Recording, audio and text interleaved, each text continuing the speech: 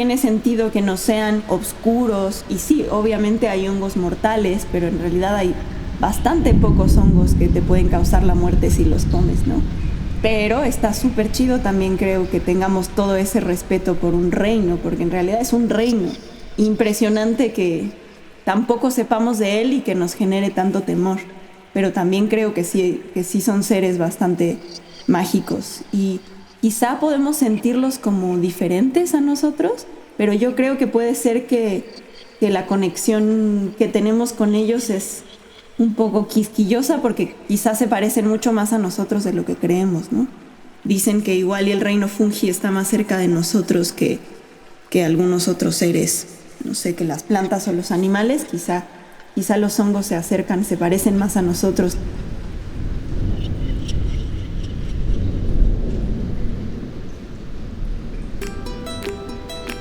Radio Sabia, vivencias de cuidado y sanación del cuerpo territorio. Un espacio de escucha para resonar el buen vivir.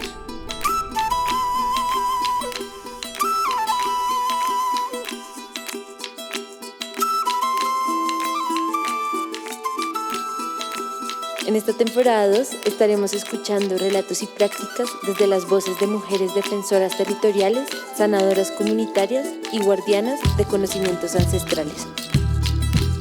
Testimonios de resistencia, cuidado colectivo y esperanza que lideran, aconsejan e inspiran un tejido social abundante y diverso. Yo soy Maitika Virama. Yo soy Daniela Fontaine y juntas les estaremos guiando en esta travesía. Según la biología, los seres vivos estamos divididos en 5 reinos: animal, vegetal, fungi, protista y monera. Más allá de estas divisiones, la realidad es que la vida se nutre y entreteje de múltiples maneras en sistemas de profunda codependencia que cruzan cualquier frontera de clasificación científica. Es por esto que en este episodio queremos honrar la existencia de los hongos, estos seres miceliares que están en nuestra panza y debajo de cada pisada en el bosque, estos seres que son alimento, medicina, digestión y transformación planetaria. En este episodio hablamos con Irene Garibay, artista plástica, maestra cervecera y profesora de movimiento consciente. Irene vive en el estado de Morelos, México. Pasa mucho tiempo recorriendo los bosques a su alrededor y nos comparte una palabra de guianza introductoria al reino fungi. Soy Irene Garibay, estoy en San Juan Tlacotenco, un pueblito de Tepoztlán, Morelos, México. Yo estudié artes visuales, artes plásticas, pero ahora tengo un oficio que es hacer cerveza y tengo mucha curiosidad por el cuerpo y sus movimientos. Me gusta explorar la corporalidad y de la misma manera creo que me gusta explorar el territorio como un cuerpo también y recorrerlo, caminarlo, observarlo. También donde vivo es en medio del bosque, básicamente. Entonces, siempre la conexión con mi entorno está muy a la mano, lo cual me gusta mucho.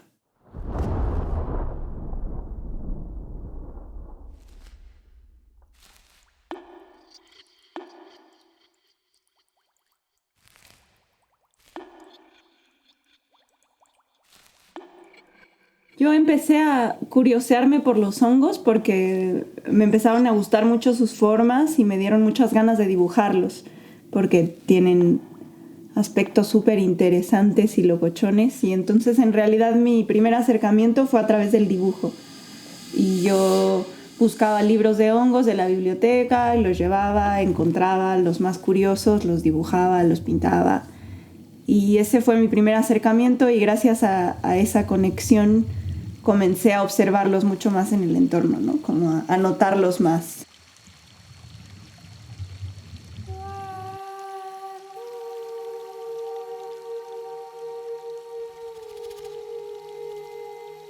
En la relación antigua entre hongos y plantas se han formado vínculos de ayuda mutua en los que, por ejemplo, el hongo ayuda a las raíces de distintos árboles a comunicarse entre sí. La abundancia y diversidad de estas relaciones dependen directamente de la riqueza de los suelos y la salud de los bosques. creo que empecé como a tratar de entender cuál hongo era cuál, a entender que el mundo de los hongos era enorme, a darme cuenta que en realidad para saber sobre el mundo de los hongos tenía mucho que saber sobre el mundo de las plantas, y en ese momento ya me estaba conectando un poco más con entender las plantas, conocer sus nombres, sus usos, cómo cultivarlas incluso, y creo que de ahí también se abrió más fácilmente el camino de la búsqueda de los hongos, ¿no? Como ya en este recorrido de entender a las plantas, pues ya fue más fácil empezar a indagar sobre los hongos, y de ahí en realidad creo que sí me ayudó mucho conocer otras personas que sabían de hongos y empezar a preguntar. ¿Por qué este hongo es así? ¿Por qué este se come y este no? También hay mucho conocimiento tradicional, sobre todo en México. Entonces también el saber o entender un poco sobre los hongos me ha acercado un montón a la gente de mi entorno, ¿no? De poder llegar a decirle a la doña que encontramos tal o cual hongo y que te digan, ay, no, ese no se lo coma. O ese primero pruebe a ver si con aceite le sabe rico, porque a mí me gusta más con ajo. Y entonces te van soltando sus recetas. Entonces creo que los hongos justo siempre terminan haciendo esa labor sin querer. Bueno, también es mucho su naturaleza como de crear interconexiones con el ambiente, ¿no? Y no solo con las señoras, con el mercado, sino observar los hongos que come la gente del pueblo y saber reconocerlos.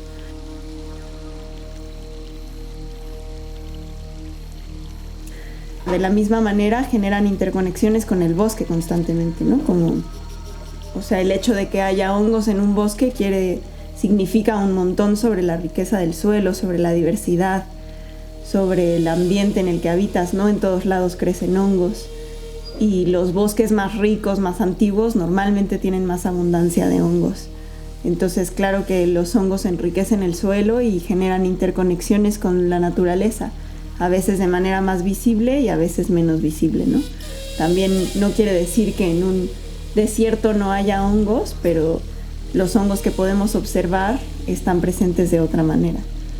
Y por ejemplo los líquenes, que al final son una unión entre un hongo, una alga y a veces otros microorganismos, son ya más como pequeños pueblitos simbióticos que van creciendo. Esos seres pueden crecer en todos lados. Creo que en realidad más bien eso, como son un mundo que se encuentra un poco más, no inaccesible, pero sí siento que no les importa ser los protagonistas. Al revés, son como la panza que está ahí digeriendo todo el mundo, descomponiendo la tierra. Son como trabajadores silenciosos o algo así. Hifa, micelio, Polva, anillo, esporas, sombrero, escamas, de micro a macro, de macro a micro. fruto, micelio, hifa, el juego de lo visible, Color, tamaño, textura, y lo invisible, olor, sabor, sinapsis. El organismo más grande del mundo, que está en un bosque en Estados Unidos, no recuerdo cuál, pero es como el micelio de una misma especie se expande por kilómetros y kilómetros. Entonces, si tú tomas un pedacito del micelio de una esquina del bosque y del otro, puede ser que sea exactamente la misma especie, que su material genético sea exactamente el mismo. Entonces eso, ¿no? Siento que algo que hacen muy bien los hongos es adentrarnos en un mundo micro y macro constantemente. Para mí el macrohongo sería como la manzana de un árbol. Entonces el ser entero es el árbol y la manzana es solo su fruto. De la misma manera el hongo que conocemos, los macrohongos, estos con piecitos, sombrerito o demás, solamente son el fruto de un organismo que en realidad es el micelio. Ahí está toda la información del hongo, ¿no? Y ese organismo puede sobrevivir completamente sin hacer un cuerpo fructífero. Y muchas veces ni siquiera lo hace, ¿no? Solamente crece, se expande, se mueve, se contrae, pero puede existir sin que nunca lo veamos, sin que nunca haga un cuerpo fructífero. Pero lo más chido de los hongos para mí es que sus esporas, que son las formas de reproducción que utilizan, es un polvito que vuela en el aire, ¿no? Entonces sus semillas están volando todo el tiempo en el aire, en el cielo, en el espacio tal vez. Y normalmente un macrohongo tiene, pues, el hongo más tradicional que podemos conocer en nuestra cabeza sería un piecito, un estema, una cabeza. Debajo de la cabeza hay láminas o poros, y de los poros o láminas ahí van soltando las esporas. Y las esporas se van uniendo en el aire, caen en la tierra, van encontrando otras esporas y van empezando a formar hifas, que son como pequeños filamentos, como pelitos blancuzcos generalmente, que se van expandiendo por el suelo. Y eso se le conoce como micelio. Todo el suelo debajo de nosotros tiene micelio en mayor o menor cantidad. Y ese micelio va generando conexiones con otros seres, va creciendo, y de ahí ya de pronto el hongo se siente suficientemente cómodo y las circunstancias climáticas son las correctas, la humedad, el agua, la oscuridad. También hay muchos hongos que les gusta la oscuridad. Quizá algunos necesitan un poquito de sol, pero no mucho. Sí es importante que el bosque sea muy abundante normalmente para que digan, bueno, voy a sacar un cuerpo fructífero, voy a hacer un macrohongo para poder volverme a reproducir. Y así van haciendo más o menos sus ciclos los hongos. Pienso mucho como en la conexión del micelio con el cielo, y que en realidad igual y son la misma cosa, ¿no? Como que las nubes están formadas quizá de esporas, y las esporas y los micelios están formadas de agua. Entonces, y eso, la relación que hay entre los hongos y la lluvia, y entre los rayos, como la electricidad, creo que eso se vuelve muy visible en los hongos, incluso en sus formas, ¿no? Que sí tienen esta como capacidad de verse como una explosión de crecimiento.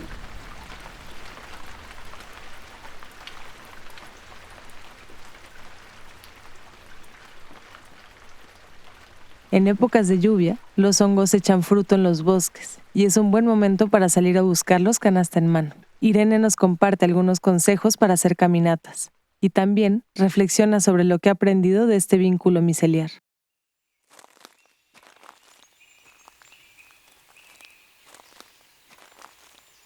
Sí, lo otro es que al final buscar hongos es reconocer el bosque, ¿no? Como decía antes, no se pueden estudiar los hongos o observarlos o conocerlos sin entender el entorno en el que habitan. Entonces siempre, cuando una se interesa por los hongos, termina interesándose por el mundo, ¿no? Y por el cuidado y la conservación de algo mucho mayor. Explorar el territorio a sabiendas de que hay hongos y de que se pueden buscar, encontrar y demás, enriquece un montón las caminatas y las exploraciones, ¿no? Como estar consciente de lo que vas viendo, incluso también con las plantas y con los árboles, como entender en qué espacio te estás adentrando, qué tipo de suelo se presenta, qué tipo de árboles hay, qué tipo de hongos crecen ahí. Y sí, en esos, o sea, mis recorridos por el monte, el bosque y los lugares en general a los que voy, siempre están adornados por los hongos, ¿no? Y lo vuelven todo mucho más interesante y más rico. Entonces, normalmente salimos cuando el piso no está tan mojado. Si acaba de llover muy duro, es posible que se puedan echar a perder los hongos porque son súper frágiles. Entonces, si llovió el día anterior o incluso 2 días antes de que salgas a la caminata, tiene más sentido que encuentres lo que buscas. Pero también depende mucho el hongo. Y normalmente vamos preparados para que nos caiga un aguacero, porque puede pasar. Y también creo que lo más importante de las búsquedas de hongos es acostumbrar los ojos a mirarlos, ¿no? Porque muchas veces pasa que entras al bosque y no ves nada y dices, no, acá no hay nada y es un bosque eterno, y caminas horas y no ves un solo hongo, y de pronto empiezan a aparecer, como que también siento que tienen algo de que se van revelando, de que quieren que los encuentres, pero también quieren que los quieras, ¿no? Como no se entregan tan fácilmente, son un poco fantasmagóricos, por así decirlo, un poco silenciosos, se esconden debajo de las ramas. Entonces hay que ir con los ojos muy abiertos para buscarlos, y tiende a pasar que una vez que encuentras unos, ¡pum!, se abre el portal y empiezas a encontrarlos por todos lados, ¿no? Y bueno, eso creo que lo más importante es justo tener la sensibilidad visual para estar buscando algo a veces chiquitito en un suelo boscoso súper abundante, y también a veces mirar a los árboles hacia arriba porque hay hongos que crecen sobre los troncos, y eso, saber más o menos qué es lo que vas buscando, saber dónde buscarlo.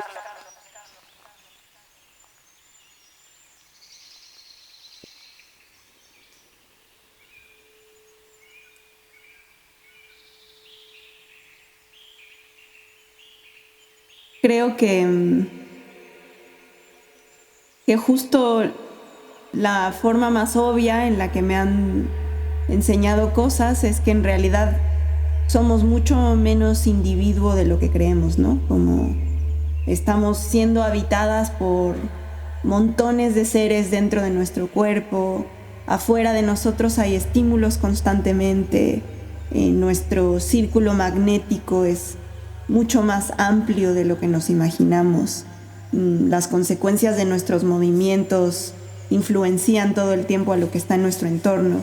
Entonces, si algo me han enseñado los hongos es justo a saberme menos individuo y más plural. Y también tienen esta capacidad de mostrarte la interconectividad que tienes con el mundo a tu alrededor, ¿no? Te dan esta sensibilidad de sentir el piso, de sentirlo palpitar, de ver respirar a las plantas, como una capacidad de observar y atestiguar el mundo desde un lugar tal vez más silencioso. Y también otra cosa que me sorprende mucho de los hongos es como su versatilidad de relacionarse incluso a un nivel, pues por decirlo sexual, como las formas en las que se reproducen en realidad son lo menos binarias que hay en el mundo de los seres vivos, yo creo, ¿no? Como que si alguien sabe algo sobre diversidad y transformación, son los hongos. También la temporalidad de los hongos es única. O sea, no entendemos por qué un líquen se va a tardar 5,000 años en crecer y le da igual un poco. O sea, como creo que nosotras siempre estamos cuestionando mucho la existencia de los seres y la forma en la que se mueven en el espacio temporal, lo que entendemos como espacio temporal, y ellos nos van demostrando que el tiempo puede para ellos significar, sí, que 5,000 años igual y crecen 3 centímetros y se la pasaron bomba, ¿no? No tenemos idea.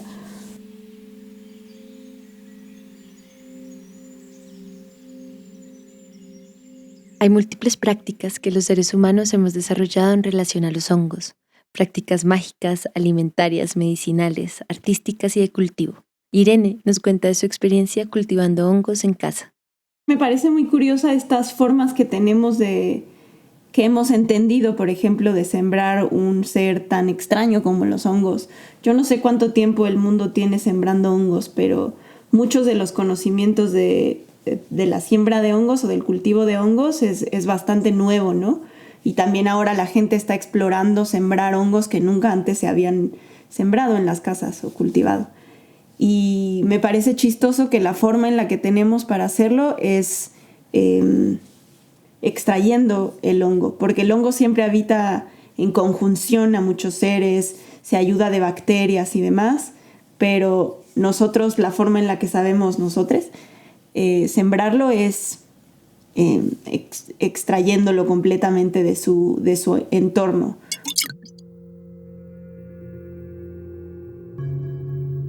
Como más a nivel laboratorio, ¿no? Y sí, se necesita todo súper limpio, tener los petris impecables, hacer el agar, poner un pedacito del hongo adentro del agar o tirarle la espora, también puede ser con la espora.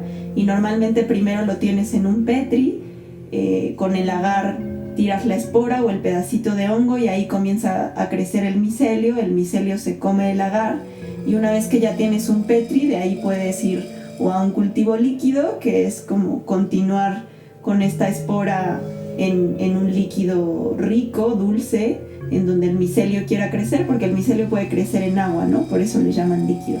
Entonces ya guardas esa espora en una jeringa y luego normalmente lo cultivan sobre granos, ya sea sorgo, arroz, también mucho sobre paja lo tiran.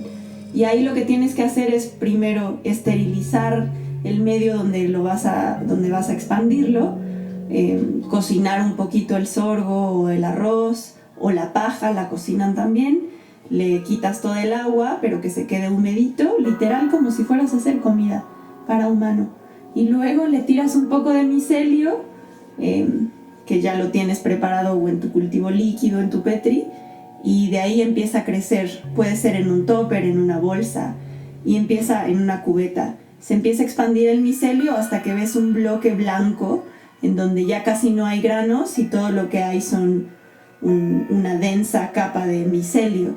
Y una vez que el micelio come todo lo que puede comer, entonces decide hacer un cuerpo fructífero. Y ahí lo que pasa es que los hongos comienzan como a empujar la bolsa o lo que tengas y tienes que hacer un hoyito y ¡puf!, salen frutas enormes. Parece además que son medio esponjitas. Puedes tener un topper chiquitito y del topper que salga un hongo 3 veces el tamaño de su substrato, ¿no? Entonces sí es bastante impresionante verlos crecer. Y ya, una vez que tienes el hongo fresco, el cuerpo fructífero, puedes volver a comenzar con el proceso o comértelo.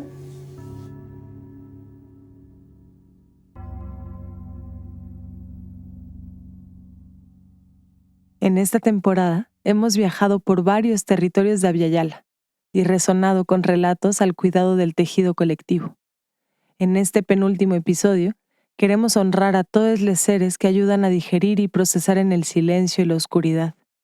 Un acuerpamiento interespecie, a quienes nutren la red de la vida desde lo sutil y quienes trascienden las fronteras del tiempo y el espacio brindando sostén, cura y transformación.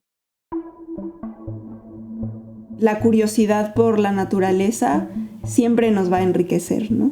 Y que al entender la diversidad que nos rodea, al observarla, al procurarla, al buscarla, al querer conocerla, estamos dándonos la oportunidad de enriquecernos y de diversificarnos a nosotros mismos. Y creo que siempre el ampliar nuestros estímulos, nuestras observaciones visuales, nos va a dar sí o sí un conocimiento más profundo de nosotras mismas. Y creo que los hongos son los mejores maestros para eso.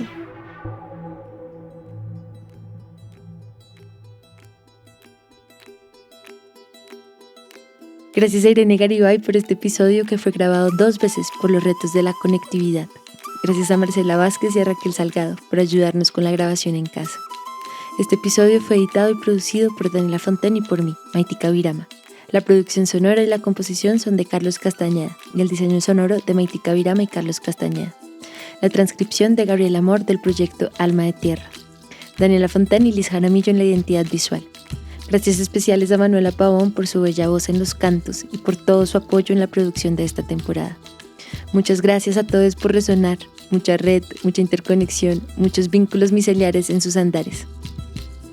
Queremos contarles que este es el penúltimo lanzamiento de esta segunda temporada. Pronto estaremos viajando a comunidades en México y Colombia haciendo círculos de escucha, abriendo paso a la palabra y el aprendizaje colectivo. Les estaremos contando nuestras andanzas y estamos muy atentas si tienen sugerencias de lugares que deberíamos visitar o invitaciones concretas. Recuerden que pueden seguirnos en Instagram y Facebook como Radio-Savia y en YouTube como Radio Savia. También pueden pedirnos los episodios en MP3 al número de WhatsApp +57 313 855 6060. Queremos escucharles y entrar en contacto con radios comunitarias. Si tienen sugerencias, también las recibimos. Muchas gracias y hasta muy pronto. Esta temporada cuenta con el apoyo del Climate Story Lab de Doc Society Foundation.